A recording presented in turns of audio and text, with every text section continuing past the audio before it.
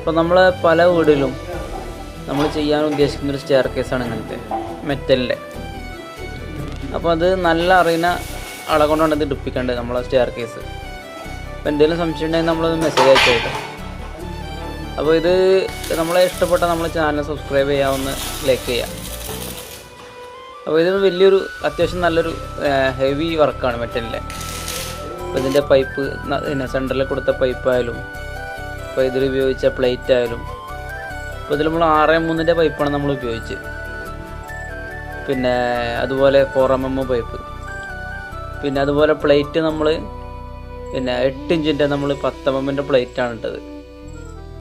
അതുപോലെ ഹാൻഡ് റെയിലിൽ നമ്മളെ square RAD നമ്മൾ ഉപയോഗിച്ച് 12mm സ്ക്വയർ റാഡ് നമ്മൾ ബെൻഡ് ചെയ്തിട്ട് വളച്ചാണ് കൊടുത്തത് നമ്മൾ.